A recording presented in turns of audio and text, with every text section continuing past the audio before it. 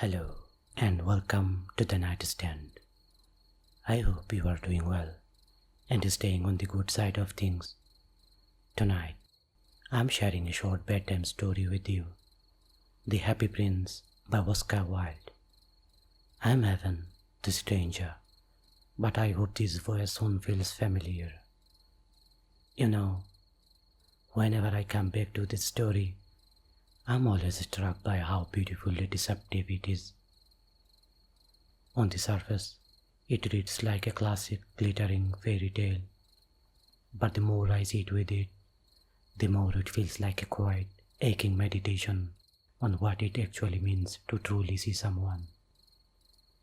The townspeople in the story only cared about the prince's shiny gold and his jewels.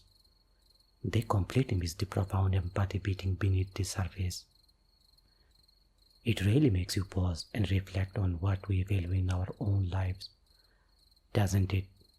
We spend so much time polishing our own exteriors, but this story gently reminds me that true beauty is almost always found in quiet, unseen sacrifices.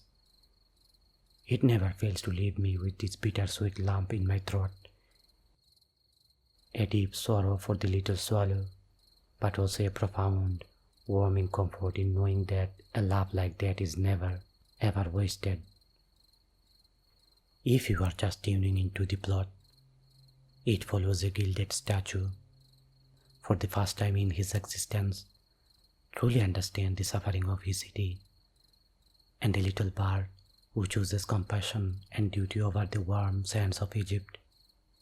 Now, find a cozy spot, let your shoulders drop, and settle in. Immerse yourself in this timeless piece of literary magic and let the gentle rhythm of the words carry you off to sleep. Rest well and enjoy the story. High above the city, on a tall column, stood the statue of the Happy Prince. He was gilded all over with thin leaves of fine gold. For eyes he had two bright sapphires, and a large red ruby glowed on his sword hilt. He was very much admired indeed. "He is as beautiful as a weathercock," remarked one of the town councillors who wished to gain reputation for having artistic taste. "Only not quite so useful," he added, fearing lest people should think him unpractical, which he really was not. "Why can you be like the Happy Prince?" asked a sensible mother of a little boy who was crying for the moon. "The Happy Prince never dreams of crying for anything." "I'm glad there is someone in the world who is quite happy," muttered the disappointed man as he gazed at the wonderful statue. "He looks just like an angel," said the charity children as they came out of the cathedral in their bright scarlet cloaks and their clean white pinafores. "How do you know?" said the mathematical master. "You have never seen one." "Ah, but we have in our dreams," answered the children, and the mathematical master frowned and looked very severe, for he did not approve of children dreaming. One night there flew over the city a little swallow. His friends had gone away to Egypt 6 weeks before, but he had stayed behind, for he was in love with the most beautiful reed. He had met her early in the spring as he was flying down the river after a big yellow moth, and had been so attracted by her slender waist that he had stopped to talk to her. "Shall I love you?" said the swallow, who liked to come to the point at once, and the reed made him a low bow. So he flew round and round her, touching the water with his wings and making silver ripples. This was his courtship, and it lasted all through the summer. "It is ridiculous attachment," twittered the other swallows. "She has no money and far too many relations." And indeed the river was quite full of reeds. Then, when the autumn came, they all flew away. After they had gone, he felt lonely, and began to tire of his lady love. "She has no conversation," he said, "and I am afraid that she is a coquette, for she is always flirting with the wind." And certainly, whenever the wind blew, the reed made the most graceful curtsies, I admit that she is domestic, he continued, but I love traveling, and my wife, consequently, should love traveling also. Will you come here with me? He said finally to her, but the maid shook her head. She was so attached to her home. You have been trifling with me, he cried. I am off to the pyramids.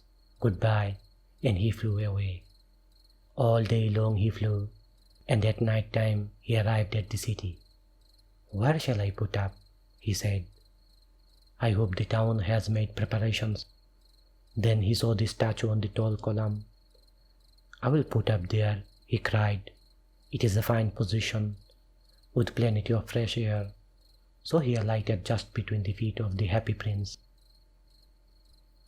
I have a golden bedroom, he said softly to himself as he looked round, and he prepared to go to sleep. But just as he was putting his head under his wing, a large drop of water fell on him. What a curious thing, he cried. There is not a single cloud in the sky. The stars are quite clear and bright, and yet it is raining. The climate in the north of Europe is really dreadful. The rain used to like the rain, but that was merely her selfishness. Then another drop fell. What is the use of a statue if it cannot keep the rain off? He said, I must look for a good chimney pot, and he determined to fly away. But before he had opened his wings, a third drop fell, and he looked up and saw, what did he see? The eyes of the happy prince were filled with tears, and tears were running down his golden cheeks. His face was so beautiful in the moonlight that the little swallow was filled with pity.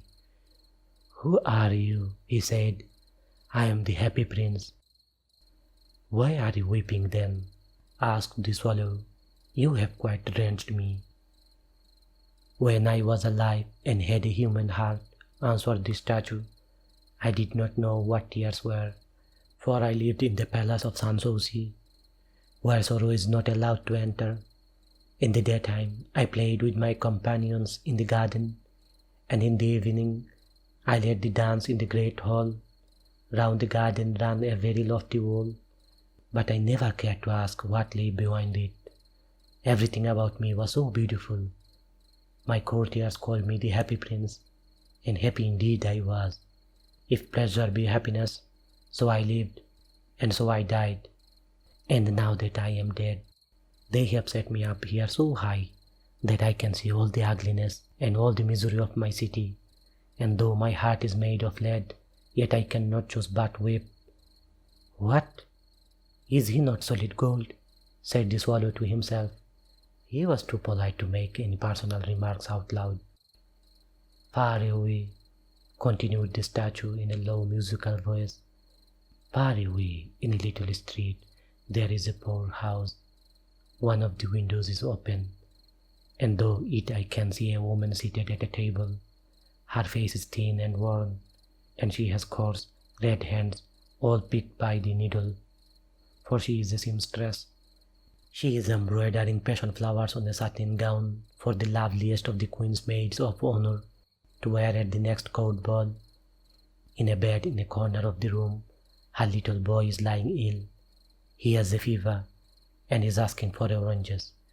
His mother was nothing to give him but river water. So he is crying, Swallow, swallow, little swallow, will you not bring her the ruby out of my sword hilt? My feet are fastened to the pedestal, and I cannot move. I am waited for in Egypt, said the swallow. My friends are flying up and down the Nile, and talking to the large lotus flowers. Soon they will go to sleep in the tomb of the great king. The king is there himself in his painted coffin. He is wrapped in yellow linen and embalmed with spices. Around his neck is a chain of pale green jade, and his hands are like withered leaves. Swallow, swallow, little swallow, said the prince, will you not stay with me for one night and be my messenger? The boy is so thirsty, and the mother so sad. I don't think I like boys, answered the swallow. Last summer, When I was staying on the river, there was two rude boys, the miller's sons, who were always throwing stones at me. They never hit me, of course. We swallows fly far too well for that, and besides, I come of a family famous for its agility, but still, it was a mark of disrespect.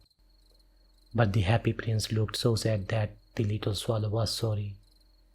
"It is very cold here," he said, "but I will stay with you for one night and be your messenger." "Thank you, little swallow. Thank you, little swallow," said the prince. So the swallow picked out the great ruby from the prince's sword and flew away with it in his beak over the roofs of the town. He passed by the cathedral tower, where the white marble angels were sculptured. He passed by the palace and heard the sound of dancing. A beautiful girl came out on the balcony with her lover. "How wonderful the stars are," he said to her, "and how wonderful is the power of love." "I hope my dress will be ready in time for the state ball," she answered. "I have ordered passion flowers to be embroidered on it, but the seamstresses are so lazy." He passed over the river and saw the lanterns hanging to the masts of the ships. He passed over the ghetto and saw the old Jews bargaining with each other and weighing out money in copper scales. At last he came to the poor house and looked in. The boy was tossing feverishly on his bed, and the mother had fallen asleep, as she was so tired. In he hopped and laid the great ruby on the table beside the woman's thimble. Then he flew gently round the bed, fanning the boy's forehead with his wings. "How cool I feel," said the boy. "I must be getting better," and he sank into a delicious slumber. Then the swallow flew back to the happy prince and told him what he had done. "It is curious," he remarked, "but I feel quite warm now, although it is so cold." "That is because you have done a good action," said the prince, and the little swallow began to think, and then he fell asleep. Thinking always made him sleepy. When day broke, he flew down to the river and had a bath. "What a remarkable phenomenon," said the professor of ornithology as he was passing over the bridge. "A swallow in winter," and he wrote a long letter about it to the local newspaper. Everyone quoted it. It was full of so many words that they could not understand. "Tonight I go to Egypt," said the swallow, and he was in high spirits at the prospect. He visited all the public monuments and sat a long time on top of the church steeple. Wherever he went, the sparrows chirruped and said to each other, "What a distinguished stranger," so he enjoyed himself very much. When the moon rose, he flew back to the happy prince. "Have you any commissions for Egypt?" he cried. "I am just starting." "Swallow, swallow, little swallow," said the prince, "will you not stay with me one night longer?" "I am awaited for in Egypt," answered the swallow. "Tomorrow my friends will fly up to the second cataract. The river horse crouches there among the bulrushes, and on a great granite throne sits the god Memnon. All night long he watches the stars, and when the morning star shines, he utters one cry of joy, and then he is silent. At noon, the yellow lions come down to the water's edge to drink. They have eyes like green barrels, and their roar is louder than the roar of the cataract." "Swallow, swallow, little swallow," said the prince, "far away across the city, I see a young man in a garret. He is leaning over a desk covered with papers, and in a tumbler by his side there is a bunch of withered violets. His hair is brown and crisp, and his lips are red as pomegranate, and he has a large and dreamy eyes. He is trying to finish a play for the director of the theater, but he is too cold to write any more. There is no fire in the grate, and hunger has made him faint." "I will wait with you one night longer," said the swallow, who really had a good heart. "Shall I take him another ruby?" "Alas, I have no ruby now," said the prince. "My eyes are all that I have left. They are made of rare sapphires, which were brought out of India 1,000 years ago. Pluck out one of them and take it to him. He will sell it to the jeweler and buy food and firewood and finish his play."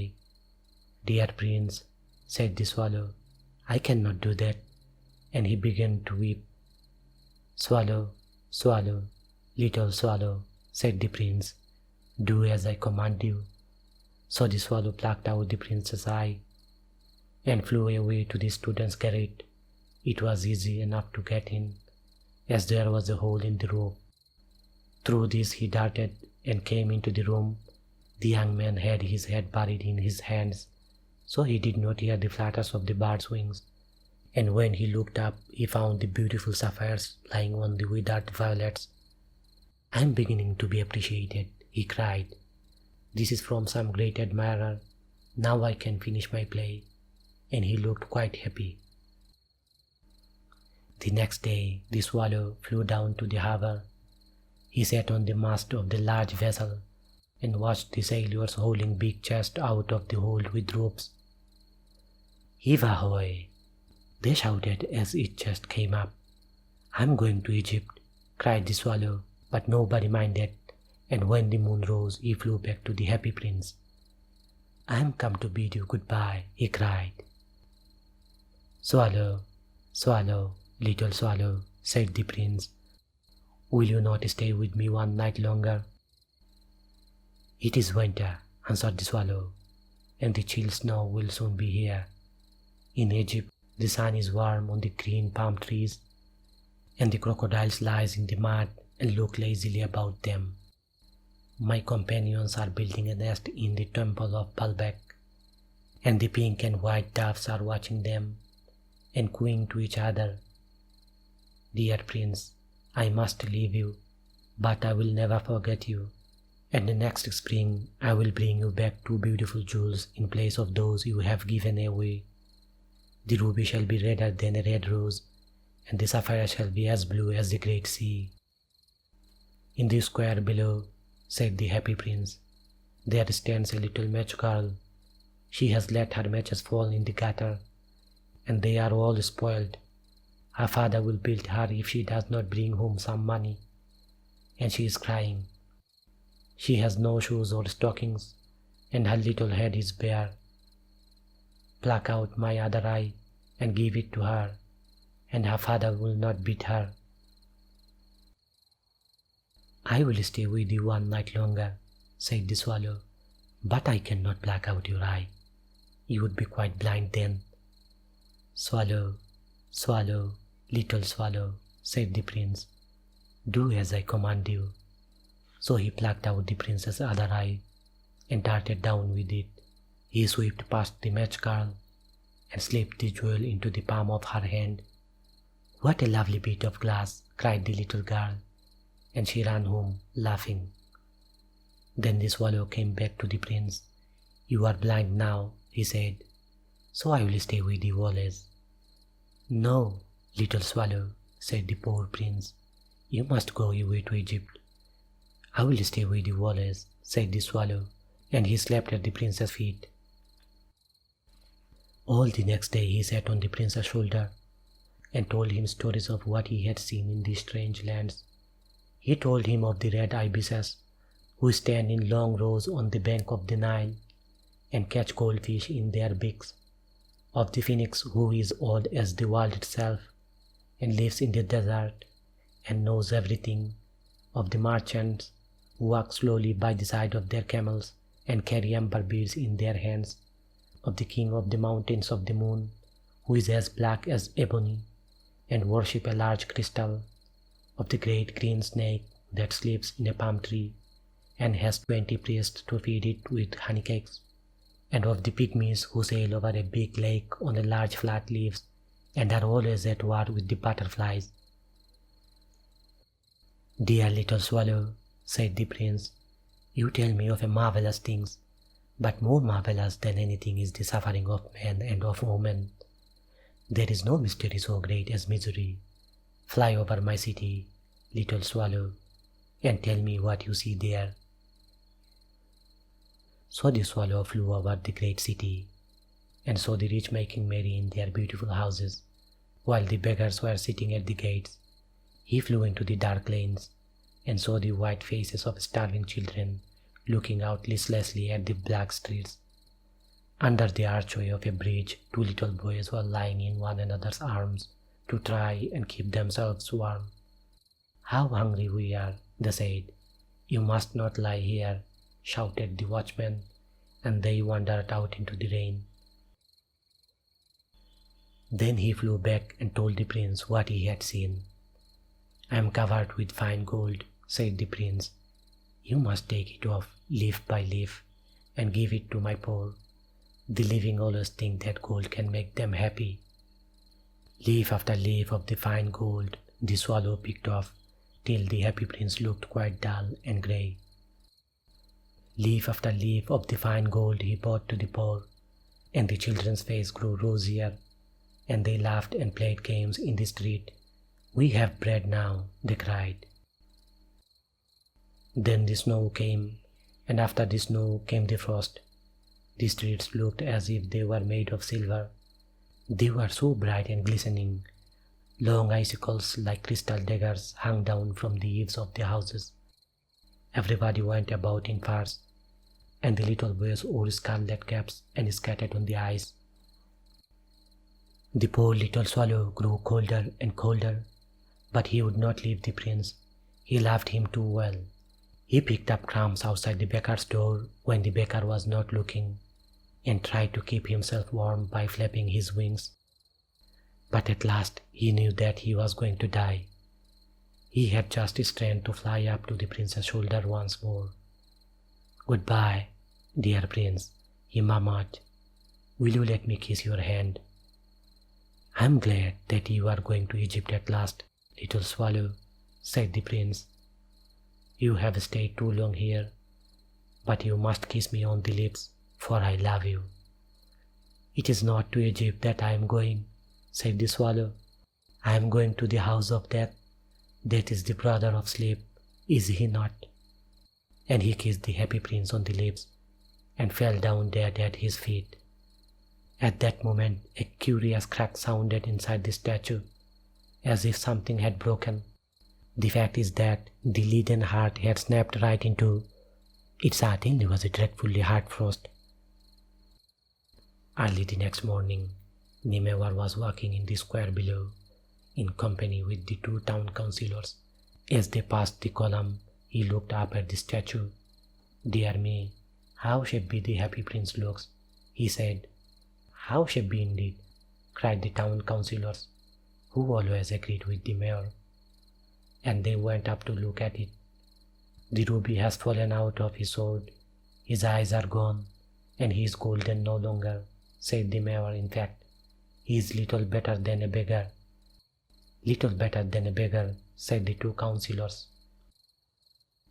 "And here is actually a dead bird at his feet," continued the mayor. "We must really issue a proclamation that birds are not to be allowed to die here." And the two town clerks made a note of the suggestion. So they pulled down the statue of the happy prince. "As he is no longer beautiful, he is no longer useful," said the art professor at the university. Then they melted the statue in a furnace, and the mayor held a meeting of the corporation to decide what was to be done with the metal. "We must have another statue, of course," he said, "and it shall be a statue of myself." "Of myself?" said each of the town councillors, and they quarrelled. When I last heard of them, they were quarrelling still. "What a strange thing," said the overseer of the workmen at the foundry. "This broken lead heart will not melt in the furnace. We must throw it away." So they threw it on the dust heap where the dead swallow was also lying. "Bring me the two most precious things in the city," said God to one of his angels. And the angel brought him the leaden heart and the dead bird. "You have rightly chosen," said God, "for in my garden of paradise this little bird shall sing forevermore, and in my city of gold the happy prince shall praise me."